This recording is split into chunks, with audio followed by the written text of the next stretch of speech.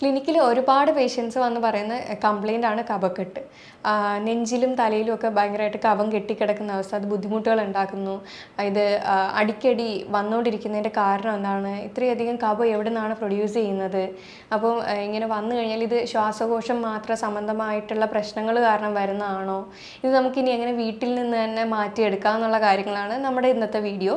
എൻ്റെ പേര് doctor Sandra Ajith, medical officer, Prana നിച്ചോക്കിയ സെൻറ്റർ, കൊല്ലം.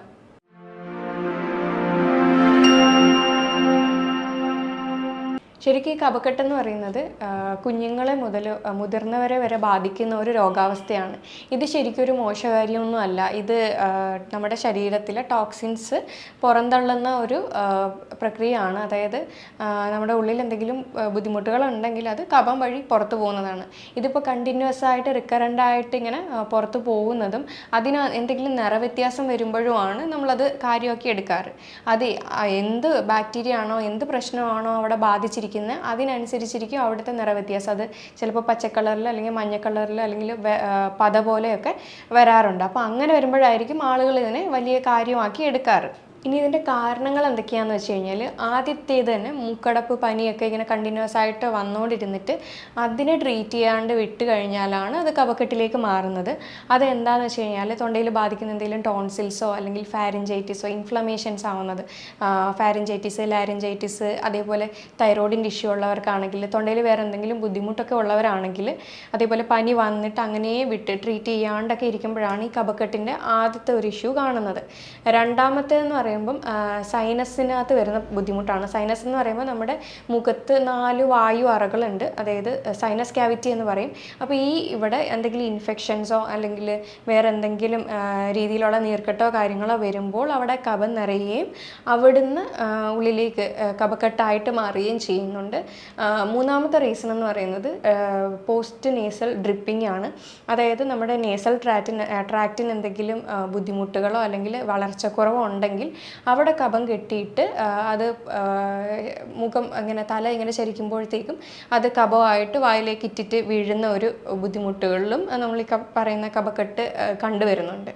ഇനി മറ്റൊരു കാരണമാണ് മൂക്കിൻ്റെ അങ്ങേയറ്റമുള്ള ഒരു ഗ്രന്ഥിയാണ് അഡിനോയിഡ് ഗ്ലാൻഡ് എന്ന് പറയുന്നത്, അഡിനോയിഡ് ഗ്രന്ഥി. അപ്പോൾ അവിടെ എന്തെങ്കിലും വീക്കോ ഇൻഫ്ലമേഷൻസോ ഇൻഫെക്ഷൻസോ വന്നു കഴിഞ്ഞാലും ഈ പറയുന്ന കഫക്കെട്ട് വരാനായിട്ടുള്ള ചാൻസ് ഉണ്ട്. ഇനി അഞ്ചാമത്തെ കാരണം എന്ന് പറഞ്ഞു കഴിഞ്ഞാൽ, ശ്വാസകോശം സംബന്ധമായിട്ടുള്ള എന്തെങ്കിലും ബുദ്ധിമുട്ടുള്ളവരായിരുന്നെങ്കിൽ, നേരത്തെ TB അല്ലെങ്കിൽ ന്യൂമോണിയ അല്ലെങ്കിൽ കോവിഡ് വന്നവരാണെങ്കിൽ ഉറപ്പായിട്ടും കഫക്കെട്ട് മാറാത്ത കുറേ ആളുകളെ നമ്മൾ കണ്ടിട്ടുണ്ട്.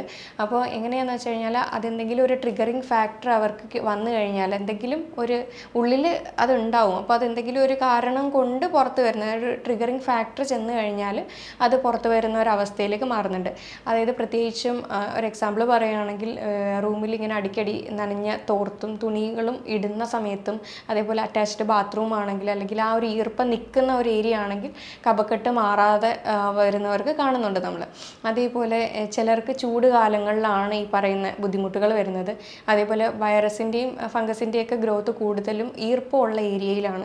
അപ്പോൾ അത് കൂടുതലും നനവുള്ള പ്രതലങ്ങളിൽ ഇപ്പോൾ അങ്ങനെ ജീവിക്കുന്നവരാണെങ്കിൽ, അങ്ങനെ ഈ പറയുന്ന നനഞ്ഞ തുണിയും കാര്യങ്ങളൊക്കെ ഉള്ളിൽ ഇട്ടേക്കുകയാണെങ്കിൽ അപ്പോൾ അങ്ങനെ തന്നെ കണ്ടിന്യൂസ് ഇവർക്ക് കഫക്കെട്ട് വരാനായിട്ടുള്ള ചാൻസ് കൂടുതലാണ്.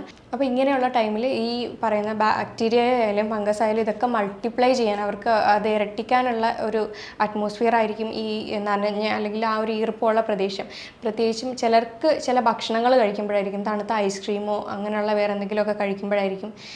ചിലർക്ക് ചൂടുള്ള അറ്റ്മോസ്ഫിയർ ആയിരിക്കും, ചിലർക്ക് അല്ലാതുള്ള അറ്റ്മോസ്ഫിയർ തണുത്ത അറ്റ്മോസ്ഫിയറിലായിരിക്കും. അങ്ങനെ പല കാരണങ്ങൾ കൊണ്ടായിരിക്കും ഒരു ട്രിഗറിങ് ഫാക്ടർ പോലെ ആക്ട് ചെയ്ത് അവർക്ക് കഫക്കെട്ട് വരുന്നത്.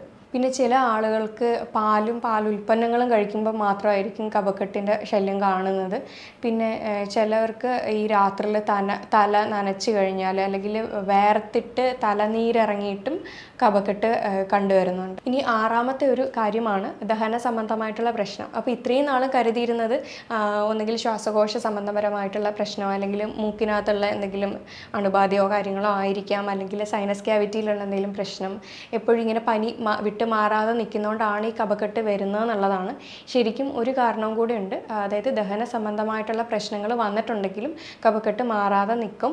അതെന്താണെന്ന് വെച്ച് കഴിഞ്ഞാൽ, നമ്മുടെ വയറ്റിനകത്തുള്ള ആസിഡിൻ്റെ സെക്രീഷൻ അധികമായിട്ടുണ്ടെങ്കിൽ, അതായത് ഹൈപ്പർ അസിഡിറ്റി എന്ന് പറയുന്ന കണ്ടീഷൻസിൽ ഈ പറയുന്ന ബുദ്ധിമുട്ട് കണ്ടുവരുന്നുണ്ട്. അത് കണ്ടിന്യൂസ് ആയിട്ട് റിക്കറൻ്റ് ആയിട്ട് നമ്മുടെ തൊണ്ടയിലെ മ്യൂക്കസ് മെമ്പറൈനെ ഇറിറ്റേറ്റ് ചെയ്ത് അവിടെ കഫം ക്രിയേറ്റ് ചെയ്യുകയാണ് ചെയ്യുന്നത്. അവിടുത്തെ ചുറ്റിനുമുള്ള ആ ഒരു മസിൽസിനെ ഇത് വ്രണമാക്കിക്കൊണ്ട് അവിടെ കഫം കൂടുതൽ സെക്രീറ്റ് ചെയ്ത് അത് ബുദ്ധിമുട്ടുകൾ ഉണ്ടാക്കി. അത് ട്രീറ്റ് ചെയ്തിട്ടില്ല എന്നുണ്ടെങ്കിൽ, അതായത് ഹൈപ്പർ അസിഡിറ്റിനെ ട്രീറ്റ് ചെയ്തിട്ടില്ല എന്നുണ്ടെങ്കിൽ ഇത്തരം ബുദ്ധിമുട്ടുകൾ കണ്ടിന്യൂസ് ആയിട്ട് വന്നുകൊണ്ടിരിക്കും. ഈ ഹൈപ്പർ അസിഡിറ്റി എങ്ങനെയാണ് വരാൻ കാരണം എന്ന് വെച്ച് കഴിഞ്ഞാൽ, അധികമായിട്ട് ഹെവി ആയിട്ടുള്ള ഭക്ഷണം കൂടുതലും കഴിക്കുന്നതുകൊണ്ട്, അല്ലെങ്കിൽ ആൽക്കഹോൾ സ്മോക്കിംഗ് ഉള്ളവർക്ക്, അതേപോലെ അമിതവണ്ണം ഉള്ളവർക്ക്, പിന്നെ ഇതുകൂടാതെ ഈ രാത്രി അധികം സ്പൈസി ആയിട്ട് മസാല ഒക്കെ അധികം ആഡ് ചെയ്ത് കഴിക്കുന്നവർക്ക്, ഭക്ഷണം കഴിച്ച ഉടനെ കിടക്കുന്നവർക്കൊക്കെയാണ് ഈ ഹൈപ്പർ അസിഡിറ്റി കണ്ടീഷൻ വരുന്നത്. അപ്പോൾ ഇങ്ങനെയുള്ളവർക്കൊന്നും ചിലർക്ക് കഫക്കെട്ട് മാറാറില്ല. അത് ശ്രദ്ധിച്ചു കഴിഞ്ഞാൽ നമുക്കറിയാൻ പറ്റും. ഇനി ഈ കഫക്കെട്ട് വന്നു കഴിഞ്ഞാൽ പല ലക്ഷണങ്ങൾ നമുക്ക് കാണിക്കുന്നുണ്ട്. തലയിലും നെഞ്ചത്തുമൊക്കെ ഭയങ്കര ഭാരമായിരിക്കും, ചുമ മാറാതെ നിൽക്കും, തലവേദനയൊക്കെ എപ്പോഴും കൂടുതലായിരിക്കും. അപ്പോൾ ഇത് മാക്സിമം പെട്ടെന്ന് ട്രീറ്റ് ചെയ്യുകയെന്ന് വെച്ച് കഴിഞ്ഞാൽ ഇതിൻ്റെ കാരണം കണ്ടെത്തി ട്രീറ്റ് ചെയ്താൽ മാത്രമായിരിക്കും ഇത് റിക്കറൻ്റ് ആയിട്ട് അടുപ്പിച്ച് വരാതിരിക്കത്തുള്ളൂ. ഇതിപ്പോൾ സൈനസിൻ്റെ പ്രശ്നമാണ് എന്നുണ്ടെങ്കിൽ, അതായത് വായുവറകളിൽ ഇങ്ങനെ നീർക്കെട്ട് വരുന്ന അല്ലെങ്കിൽ ഇൻഫ്ലമേഷൻ വന്നിട്ടുള്ളതിൻ്റെ ആണെങ്കിൽ അതിനുള്ള ട്രീറ്റ്മെൻറ്റ് എടുക്കുക. ഇനി അതല്ല മറ്റ് വയറ് സംബന്ധപ്പെട്ട പ്രശ്നം കൊണ്ട് വരുന്നതാണെങ്കിൽ അത് ക്ലിയർ ചെയ്യുക. ശ്വാസകോശ സംബന്ധപരമായിട്ടുള്ള പ്രശ്നം കൊണ്ടാണെങ്കിൽ അത് ക്ലിയർ ചെയ്യുക. അപ്പോൾ അങ്ങനെ അതിൻ്റെ റൂട്ട് കോസ് കണ്ടെത്തി ട്രീറ്റ് ചെയ്യാതെ നമുക്ക് ഇത് റിക്കറൻ്റ് ആയിട്ട് വരുന്നതിന് നമുക്ക് തടയാൻ കഴിയത്തില്ല. ആദ്യം തന്നെ നമ്മുടെ ലൈഫ് സ്റ്റൈൽ ഹാബിറ്റ്സ് ചേഞ്ച് ചെയ്യുക. നമ്മൾ കൃത്യമായിട്ടുള്ള സമയത്ത് ഉറങ്ങുക, എണീക്കുക, അതേപോലെ ഭക്ഷണം കൃത്യമായിട്ടുള്ള സമയത്ത് കഴിക്കുക, അമിതമായിട്ട് ഭക്ഷണം കഴിക്കാതിരിക്കുക, ഓവറായിട്ട് പ്രോസസ്സ് ചെയ്ത ഭക്ഷണങ്ങൾ ഒഴിവാക്കുക. അതായത് സ്പൈസി, ഫ്രൈഡ്, ഗ്രിൽഡ് എന്നൊക്കെയുള്ള ഒരുപാട് അങ്ങനെയുള്ള ഭക്ഷണങ്ങൾ ഡെയിലി ബേസിസിൽ കഴിക്കാതിരിക്കുക. പിന്നെ നമ്മുടെ ഒരു ബാലൻസ്ഡ് ഡയറ്റിൽ പോവുക. പിന്നെ സ്മോക്കിംഗ്, ആൽക്കഹോൾ ശീലമുള്ളവരാണെങ്കിൽ അതൊക്കെ ഒഴിവാക്കുക. എക്സർസൈസ് ഡെയിലി ബേസിസിൽ പ്രാക്ടീസ് ചെയ്യുക. വെള്ളം നന്നായിട്ട് കുടിക്കുക. അപ്പോൾ ഇത്രയൊക്കെ കാര്യങ്ങൾ ചെയ്താൽ തന്നെ നമുക്ക് ഒരുവിധം ഉള്ളതിനെ നമുക്കത് ക്ലിയർ ചെയ്തെടുക്കാൻ പറ്റും. ഇനി സൈനസിൻ്റെ ബുദ്ധിമുട്ടുകൾ കൊണ്ട് ആണ് വരുന്നതെങ്കിൽ അതിനുള്ള ഒരു റെമഡി ആയിരിക്കും ഞാൻ പറയുന്നത്. ഇനി സൈനസൈറ്റിസ് അല്ലെങ്കിൽ മറ്റുള്ള പോസ്റ്റ് ഡ്രിപ്പിങ് അല്ലെങ്കിൽ എന്തെങ്കിലും വൈറൽ ബാക്ടീരിയൽ ഇൻഫെക്ഷൻസ് ആണെങ്കിൽ ആവി പിടിക്കുന്നത് ഏറ്റവും നല്ലതാണ്. ആദ്യത്തേതാണ്. സൈനസ് ആണെന്നുണ്ടെങ്കിൽ ഉറപ്പായിട്ടും ഉപ്പിട്ട് ആവി പിടിക്കുക. അതായത് ഒരു പിടി ഉപ്പെടുക്കുക, അത് നല്ല തിളച്ച് വരുന്ന വെള്ളത്തിലേക്ക് ഇട്ടിട്ട് ആ ഒരു ആവി കൊണ്ടുകഴിഞ്ഞാൽ നല്ലതാണ്. അതേപോലെ ഉപ്പും മഞ്ഞളും തുളസിയും കൂടി ഇട്ട് ആവി പിടിക്കാവുന്നതാണ്. കഫം നന്നായിട്ട് അലിഞ്ഞു പോവും. ഉപ്പിൻ്റെ ഒരു എഫക്റ്റ് ചെല്ലുമ്പോൾ തന്നെ അവിടെ ബാക്ടീരിയ, ഫംഗൽ ഗ്രോത്ത് എന്തെങ്കിലും ഉണ്ടെങ്കിൽ അതിൻ്റെ ഗ്രോത്തൊക്കെ കുറയും. നമുക്ക് ഈ കഫം നന്നായിട്ട് അലിഞ്ഞു പോകാനും ഹെൽപ്പ് ചെയ്യുന്നുണ്ട്. വിക്സ് ഇട്ട് ആവി പിടിക്കാതിരിക്കുക. കാരണം അത് നമ്മുടെ സൈനസ് അറകൾ, അതായത് ഈ വായു അറകളെല്ലാം ഡ്രൈ ആക്കാനായിട്ടുള്ള ചാൻസ് ഉണ്ട്. കഫം അലിഞ്ഞു പോകാനും ബുദ്ധിമുട്ട് വരും. അപ്പോൾ അതുകൊണ്ട് മാക്സിമം ഉപ്പിട്ട് തന്നെ ആവി പിടിക്കുക. പിന്നെ പനിക്കൂർക്ക ഇട്ട വെള്ളത്തിലും ആവി പിടിക്കാവുന്നതാണ്. പിന്നെ മൂന്നാമത്തെ ഒരു റെമഡിയാണ് നേതി പോട്ട്. അത് കടകളിലെല്ലാം വാങ്ങിക്കാൻ കിട്ടും. നോസ് വാഷ് എന്ന് പറയും. ഇതിനകത്ത് ഒരു ഇളംചൂട് വെള്ളം എടുത്തിട്ട് പൊടിയുപ്പിട്ടിട്ട് അത് മിക്സ് ചെയ്ത് 2 നോസും വാഷ് ചെയ്യാവുന്നതാണ്. അത് നല്ലൊരു റെമഡിയാണ്. പിന്നെ അതേപോലെ മൂന്നാമത്തേതാണ് രാസ്നാദി പൊടിയിൽ കുറച്ച് രാസ്നാദി നമ്മുടെ ആയുർവേദ ഷോപ്പുകളിലെല്ലാം അവൈലബിൾ ആണ്. രാസ്നാദി പൊടി എടുത്തിട്ട് അത് കുറച്ച് നാരങ്ങ നീരും കൂടെ മിക്സ് ചെയ്ത് അത് നമ്മുടെ ഈ സൈനസ് അറകളിൽ മേലെ പുരട്ടുക. അപ്പോൾ എന്തെങ്കിലും കഫമോ കാര്യങ്ങളോ ഉണ്ടെങ്കിൽ അത് പെട്ടെന്ന് തന്നെ പുറത്തു വരാനായിട്ട് നല്ലൊരു റെമഡിയാണ്. നമ്മൾ പറഞ്ഞു ഉപ്പും മഞ്ഞളും ഇട്ട് ആവി പിടിക്കാമെന്ന്. അതേപോലെ തന്നെ നമുക്ക് ഉപ്പും മഞ്ഞളും ഇട്ട് ഗാർഗിൾ ചെയ്യുകയും ചെയ്യാം. അപ്പോഴത്തേക്ക് തൊണ്ടയിൽ എന്തെങ്കിലും ഇൻഫെക്ഷൻസോ കാര്യങ്ങളോ ഉണ്ടെങ്കിൽ അതും കുറയും. ഇത് പോസ്റ്റ് നേസൽ ഡ്രിപ്പിങ്ങിന് ഉപയോഗിക്കാം. സൈനസിൻ്റെ ഇഷ്യൂ വന്നിട്ടുണ്ടെങ്കിലും ഉപയോഗിക്കാം. എന്തെങ്കിലും അലർജി ഇൻഫെക്ഷൻസ് ആണെങ്കിലും ഈ പറയുന്ന റെമഡീസ് എല്ലാം വർക്കാവുന്നതാണ്. ഇനി വയറ് സംബന്ധമായിട്ടുള്ള ആസിഡ് റിഫ്ലക്സ് കാരണം, അതായത് GERD പോലുള്ള ഹൈപ്പർ അസിഡിറ്റി പോലത്തെ കാര്യങ്ങളാണെന്നുണ്ടെങ്കിൽ അത് ആദ്യം നമ്മൾ ക്ലിയർ ആക്കി എടുക്കണം. അല്ലാതെ പുറത്തൂടെ നമ്മൾ ട്രീറ്റ്മെൻറ്റ് ചെയ്തിട്ട് കാര്യമില്ല. അപ്പോൾ അത് ഉള്ളിലൂടെ തന്നെ ക്ലിയർ ചെയ്യണം. അപ്പോൾ അതിനുള്ള കുറച്ച് ജീവിതശൈലി മാറ്റങ്ങൾ വരുത്തുക. പിന്നെ രാത്രിയിൽ നേരത്തെ കഴിച്ച് ലഘുവായിട്ട് കഴിച്ച് കിടക്കാൻ നോക്കുക. അങ്ങനത്തെ ഒരുപാട് സ്പൈസിയും കാര്യങ്ങളും ഉള്ള ഭക്ഷണങ്ങളൊക്കെ ഒഴിവാക്കുക.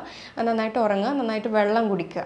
ഇത് കൂടാതെ 2 എഫക്റ്റീവായിട്ടുള്ള 2 റെമഡീസാണ്. ആദ്യത്തേത് പനിക്കൂർക്കയാണ്. പനിക്കൂർക്കയുടെ ഇല നമ്മുടെ എല്ലായിടത്തും കിട്ടും. അതൊരു 3 or 4 എടുത്തിട്ട് അത് കഴുകി വൃത്തിയാക്കി അത് വാട്ടി പിഴിഞ്ഞിട്ട് അതിൻ്റെ നീരെടുത്തിട്ട് ഒരാഴ്ച അല്ലെങ്കിൽ 9 ദിവസം വരെ കണ്ടിന്യൂസ് 2 നേരം വെച്ച് കഴിക്കാവുന്നതാണ്. അതേപോലെ രണ്ടാമത്തേതാണ് മഞ്ഞൾ, കുറച്ച് 1 ടേബിൾ സ്പൂൺ മഞ്ഞൾ എടുത്തിട്ട് അതിനകത്ത് കുറച്ച് തേനും കൂടെ ആഡ് ചെയ്തിട്ട് അതും ഡെയിലി ബേസിസിൽ ഒരു 9 ദിവസം കഴിക്കാവുന്നതാണ്. അപ്പോൾ ഈ പറയുന്ന കഫക്കെട്ടിൻ്റെ ബുദ്ധിമുട്ടുകളെല്ലാം ഒരു പരിധി വരെ നമുക്ക് കൺട്രോളിൽ കൊണ്ടുവരാൻ കഴിയും.